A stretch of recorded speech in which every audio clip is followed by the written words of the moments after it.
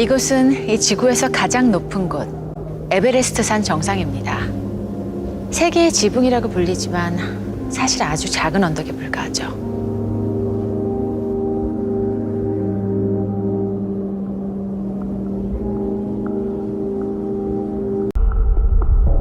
지구에서 본 에베레스트는 공에 묻은 진흙 정도입니다.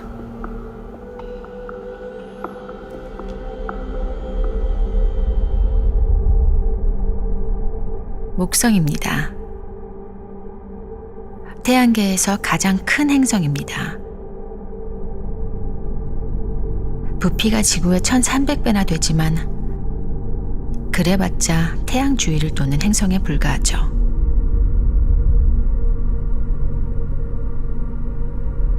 태양계의 주인, 태양입니다. 태양 혼자서 태양계 전체 질량의 99% 이상을 차지하고 있죠. 이제 지구는 까마득히 작게 보입니다. 하지만 이런 태양도 우주에서 빛나는 수없이 많은 별들 중 하나일 뿐이죠. 밤하늘에 가장 밝게 빛나는 별 시리우스 A는 태양의 약 2배 크기입니다. 이들보다 훨씬 큰 별들도 존재하죠. 붉게 빛나는 이 별, 베텔게우스는 태양의 700배 이상 큽니다. 이 별이 가장 큰 별일까요? 스티븐슨 2-18 지금까지 알려진 가장 큰 별입니다. 이쯤 되면 태양과 나란히 두고 비교가 불가능하죠. 지름이 무려 2000배나 되니까요. 하지만 아무리 큰 별이라 할지라도 그보다 훨씬 더 거대한 존재가 있죠. 우리가 아는 가장 큰 블랙홀입니다.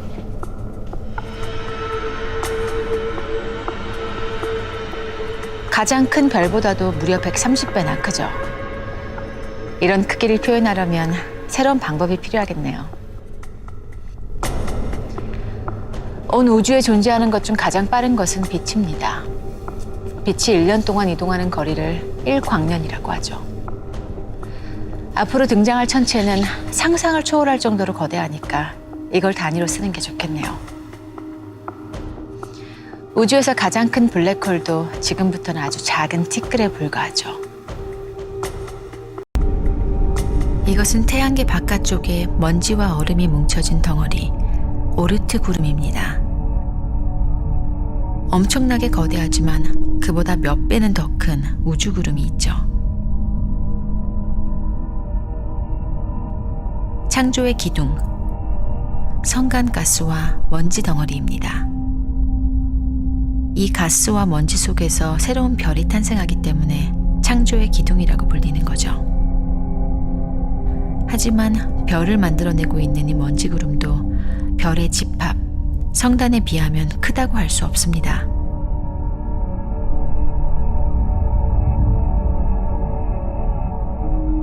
오메가 센타우리, 센타우르스 자리에 있는 구상성단입니다. 중력으로 모인 별들이 둥글게 뭉쳐있죠. 무려 지름이 160광년에 달하는 엄청난 크기입니다. 하지만 아직 놀라기엔 이르죠. 이것도 앞으로 나올 것들에 비하면 아주 작으니까요. 이제야 처음으로 별들의 도시, 은하가 등장합니다. 지금까지 우리가 본 것들과 비교조차 할 수 없을 만큼 거대하죠. 상상도 하기 어려운 크기지만 더 놀라운 건 이들이 작디 작은 외소 은하에 속한다는 겁니다.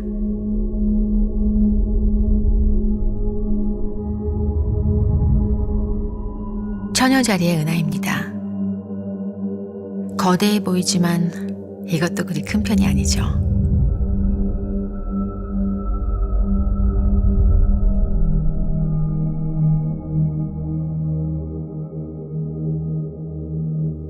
그리고 마침내 여기까지 왔습니다.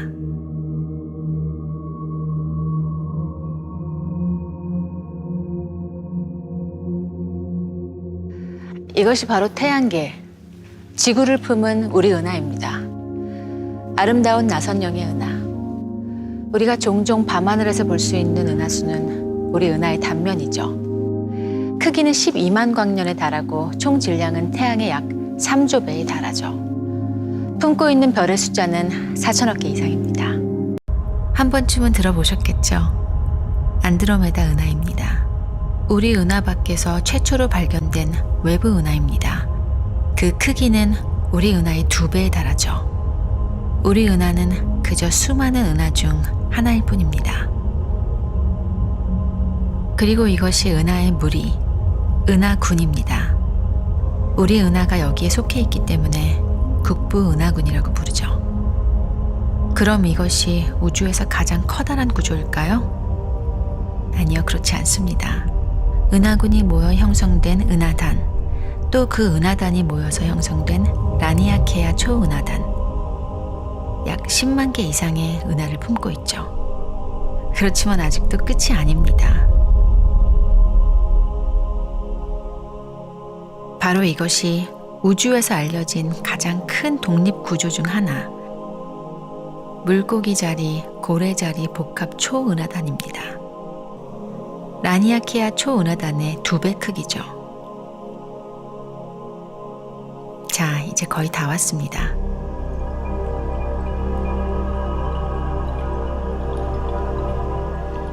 이것이 우리 인간의 한계, 관측 가능한 우주의 영역입니다. 우리가 알고 있는 우주는 여기까지죠. 하지만 이 또한 우주의 전부가 아닐 겁니다. 지금 보이는 관측 가능한 우주는 우주 배경 복사를 통해 추측한 빛이 도달할 수 있는 영역에 불과하니까요. 이쯤 되면 궁금하지 않으신가요? 이 엄청나게 커다란 우주에 은하와 별들은 대체 왜 존재하는 걸까요? 왜 하필 이런 모습을 하고 있을까요? 사실 이 모든 것들은 빅뱅, 급팽창의 순간 터져나온 에너지의 흔적입니다.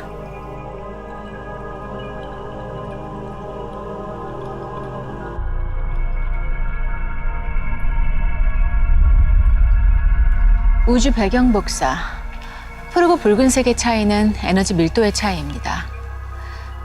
그리 큰 차이는 아니죠. 10만 분의 1 정도니까요. 처음에는 무시해도 될 정도였을지도 모르죠. 하지만 이 작은 차이가 138억 년이 흐른 뒤엔 어떻게 될까요?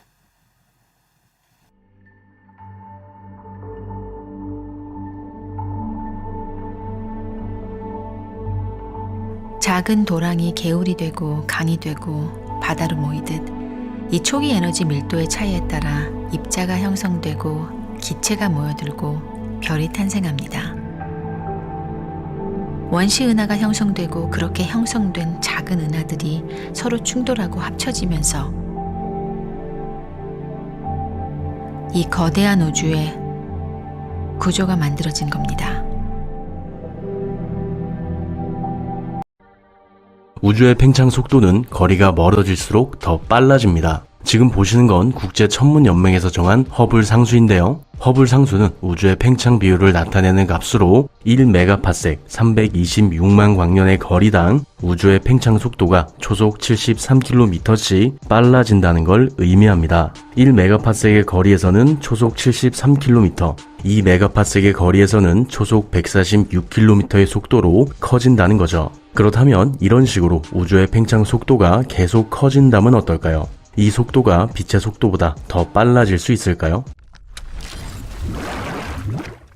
결론부터 이야기하자면 우주의 팽창 속도는 빛의 속도보다 빨라질 수 있습니다. 왜냐면 우주의 팽창 속도는 우리가 알고 있는 속도와는 전혀 다른 개념이기 때문이죠. 우리가 흔히 사용하는 속도는 시간당 거리를 나타내는 단위입니다. 하지만 우주의 팽창 속도는 이와 다릅니다. 앞에서 이야기했듯이 IAU에서 정한 허블 상수의 값인 73km/s/메가파섹은 1메가파섹 326만 광년의 거리당 우주의 팽창 속도가 초속 73km씩 빨라진다는 걸 의미하는데요. 이는 거리당 속도를 의미하는 값입니다. 그래서 우주의 팽창 속도와 일반적인 속도는 서로 다른 개념으로 이 둘을 비교하는 것 자체가 의미가 없는 일이라고 말할 수 있고요. 우주의 팽창 속도가 빛보다 빨라질 수 있다는 뜻도 되죠. 그리고 실제로 우주는 빛보다 더 빠른 속도로 팽창하고 있습니다. 지구로부터 4200메가파섹, 약 137억 광년의 거리에서의 우주의 팽창 속도는 초속 30만 킬로미터로 빛의 속도인 초속 29만 킬로미터보다 더 빠르게 팽창하고 있죠.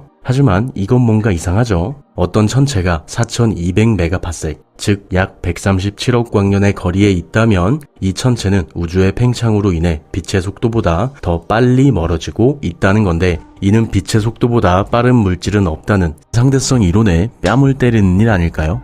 물론 당연히 아닙니다. 특수 상대성 이론에 따라 질량이 있는 물질은 빛의 속도를 넘어설 수 없지만, 이 말을 조금 더 근엄하게 이야기해 보자면 같은 위치와 같은 시간 속에 있는, 즉 같은 시공간 속에 있는 두 물질의 상대 속도는 빛의 속도를 넘을 수 없다는 말이 되는데요. 무빙워크를 예로 들어보죠. 무빙워크 밖에서 무빙워크 안에 가만히 서 있는 사람을 보면 무빙워크 안에 있는 사람은 가만히 있지만 마치 움직이는 것처럼 보이게 됩니다. 하지만 무빙워크 안에 있는 사람은 항상 같은 위치에 서 있었죠. 속도가 0이었다는 겁니다. 그럼 이제 무빙워크 밖에서 안으로 들어가 보죠. 무빙워크 안에서 무빙워크 안에 서 있는 사람을 보면 밖에서 볼 때와는 다르게 무빙워크 안에 있는 사람의 속도가 0이라는 걸 확인할 수 있습니다. 우주의 팽창도 이와 같습니다. 우주의 팽창이라는 무빙워크를 타고 움직이는 천체의 위치는 변한 적이 없죠. 그저 밖에서 이 천체를 봤을 때 그렇게 보일 뿐이라는 겁니다.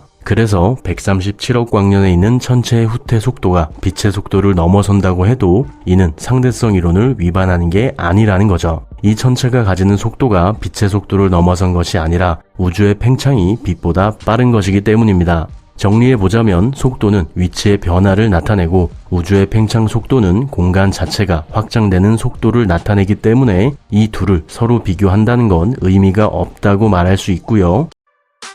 우리가 관측할 수 있는 우주의 가장 먼 곳은 이론상 지구로부터 약 465억 광년의 거리에 있는 공간까지입니다. 그렇다면 이 너머의 우주는 어떨까요? 우리가 관측할 수 없는 곳에 존재하는 우주에는 어떤 것들이 존재하고 있을까요? 결론부터 이야기하자면 관측 가능한 우주 너머에도 평범한 별이나 은하, 천체들이 존재합니다. 사실 너무 당연했죠? 왜냐면 이 너머의 우주도 빅뱅 이후 만들어진 우리 우주와 똑같은 우주이기 때문입니다. 그저 우주의 팽창 속도가 빛의 속도보다 빨라서 볼 수 없을 뿐 어떤 특별한 이유가 있는 게 아니라는 거죠. 그래서 관측 가능한 우주 너머에도 우리가 사는 우주와 똑같은 우주가 있다고 말할 수 있습니다. 심지어 우주의 바깥을 어떤 관점으로 보느냐에 따라 우주의 바깥은 존재하지 않을 수도 있는데요. 하지만 이렇게 끝내면 재미없죠. 지금 우리가 보고 있는 곳은 천구의 남쪽에 있는 센타우루스 자리와 바다 뱀 자리 사이에 존재하는 우주 공간인데요. 바로 이 두 별자리 사이에서 2008년 재밌는 현상이 발견되었습니다. 초속 약 600에서 1000km의 속도를 가지며 일정한 방향으로 흐르는 아주 독특한 운동이 발견된 거죠. 이런 현상을 암흑류라고 부릅니다. 그런데 이 부분은 조금 이상하죠. 일정한 속도와 일정한 방향을 가지는 게 왜 독특하다는 걸까요? 우주의 모든 공간이 팽창하고 있다면 항상 같은 방향으로만 움직이는 게 당연하지 않을까요? 아닙니다. 우주의 팽창은 마치 풍선이 팽창하는 것과 비슷한데요. 풍선을 불었을 때 풍선이 팽창하게 되는 것처럼 우주 공간 그 자체의 팽창도 어디에 점을 찍던지 그 점을 중심으로 팽창하게 됩니다. 조금 더 직관적으로는 지금 보이는 점들을 모두 서로 멀어지고 있는 은하라고 가정하고 이 은하들 사이에 중심을 잡아보면 중심이 어디에 있던지 항상 이 은하들은 중심으로부터 멀어지고 있다는 걸 알 수 있죠. 참고로 우주의 팽창 속도도 이와 마찬가지입니다. 우주의 팽창 속도도 중심에서 점점 더 멀어질수록 더 빨라지게 되는데요. 예를 들어 A를 중심으로 B와 C가 있다고 가정한 뒤에 다시 A를 중심으로 B와 C가 1m씩 팽창했다고 한다면 B는 A로부터 1m만 뒤로 가게 되지만 C는 B와 A 사이의 공간이 늘어난 만큼 더 뒤에 위치하게 되므로 똑같은 시간 동안 C는 A로부터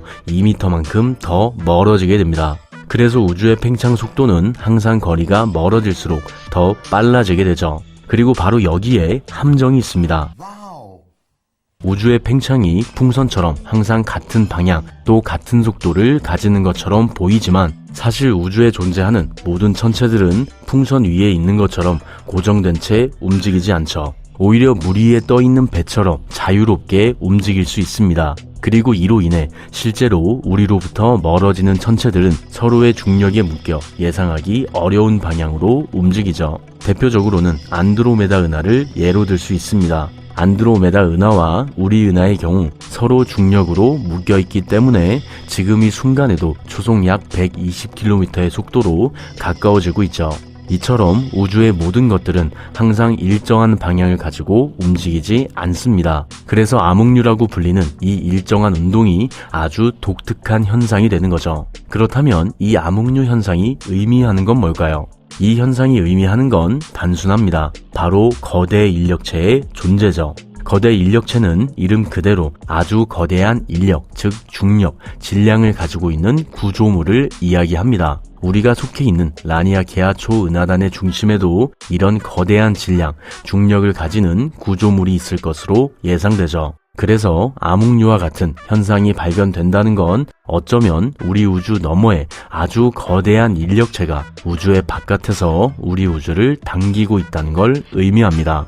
우주 바깥에 우리 우주와 비슷한 형제 우주가 존재할 수 있다는 거죠. 하지만 이 암흑류 가설에는 커다란 문제점이 있습니다. 암흑류 현상을 제대로 증명할 수 없다는 점이죠. 지금 보시는 사진은 WMAP이 촬영한 CMB 사진인데요. 참고로 CMB 우주 배경 복사는 항성이나 은하 등 천체에서 나오는 빛이 아니라 우주 공간 그 자체에 존재하는 빛을 보여주는 이미지입니다. 조금 더 진지하게 이야기하자면 빅뱅이 일어난 이후 수소와 헬륨이 만들어지면서 방출되었던 빛이 CMB죠. 그래서 CMB를 이용하면 초기 우주의 모습도 예상해 볼 수 있습니다. 그리고 여기 표시한 부분이 암흑류가 발견된 영역이죠. 하지만 이 이미지에는 문제가 있습니다. 바로 정확하지 않다는 점이죠. 사실 WMAP이 관측한 이 이미지는 위너 필터링이라는 기술로 보정된 이미지인데요. 위너 필터링은 이미지를 이루고 있는 픽셀들 중에서 노이즈를 찾아내 그 부분을 보정해주는 기술입니다. 위너 필터링은 확률적으로 노이즈일 가능성이 높은 픽셀을 찾아내 이 픽셀이 가질 수 있는 가장 가능성이 높은 색으로 색상을 바꿔 이미지를 보정하는데요. 이때 위너 필터링이 찾아야 하는 노이즈의 값을 어떻게 입력하느냐에 따라 결과물이 달라지게 됩니다. 예를 들어 우리가 실제로 찾아야 하는 노이즈는 1인데 위너 필터링에 노이즈를 2라고 입력해버리면 위너 필터링을 통해 노이즈를 제거할 수 없게 되는 동시에 제대로 된 이미지를 볼 수 없게 되는 거죠. 특히나 CMB처럼 예민한 데이터를 가진 이미지라면 노이즈 값을 어떻게 설정하느냐에 따라 전혀 다른 결과물이 나오게 됩니다. 그래서 실제로 2011년 오스본과 그의 연구팀은 위너 필터링의 노이즈 값을 다시 보정해 WMAP의 데이터를 확인했고요. 그 결과 새롭게 보정된 CMB에서는 암흑류 현상이 발견되지 않았습니다. 하지만 그렇다고 해서 암흑류의 존재 자체를 또 완전히 부정하기도 애매한데요. 왜냐면 앞에서 이야기한 대로 총알 은하단을 포함해 수백 개 이상의 은하와 천체들이 실제로 암흑류의 영향을 받고 있는 것처럼 보이기 때문이죠. 이런 이유 때문에 지금까지도 암흑류의 존재를 부정하는 쪽과 암흑류를 찾고 있는 사람들 사이에서의 논쟁이 계속되고 있습니다. 암흑류가 존재하는지 존재하지 않는지 지금은 알 수 없다는 거죠. 그렇다면 이렇게 애매한 암흑류 말고 또 다른 우주의 바깥도 있을까요? 모두 알고 계시겠지만 바로 다중우주가 있습니다. 다중우주는 이름 그대로 여러 개의 서로 다른 우주로 이루어진 우주를 말하고요. 이 다중우주의 종류도 이름처럼 또 여러 개로 나뉩니다. 다세계 해석으로 인해 생긴 다중우주 중에서도 평행우주를 꼽을 수 있죠. 다세계 해석은 양자역학의 새로운 관점으로 코펜하겐 해석에서 생기는 문제점 때문에 생겨났습니다. 사실 문제점까지는 아니고 고집이라고도 할 수 있는데요. 잠시 슈레딩거의 귀여운 고양이를 보도록 하죠. 여기 상자 안에 고양이 루미와 5분 후 50%의 확률로 터지는 독약이 있다고 가정한다면 5분이 지난 뒤에 이 상자 안에 있는 고양이는 어떻게 될까요?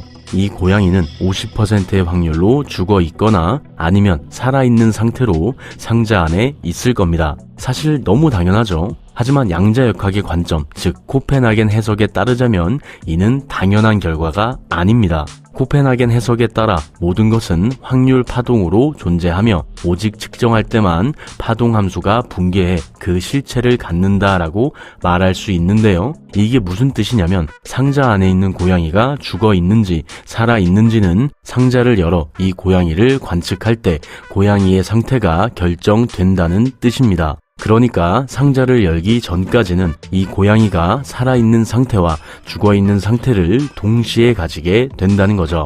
이를 양자 중첩이라고 합니다. 양자가 A와 B의 상태를 모두 가질 수 있다면 우리가 관측하기 전까지 양자는 자신이 가질 수 있는 모든 상태인 A와 B의 상태를 동시에 가지고 있다가 우리가 이 양자를 관측하는 순간 파동함수가 붕괴하며 A나 B 중 하나의 상태로 양자의 상태가 결정된다는 거죠. 이건 진짜 너무하죠?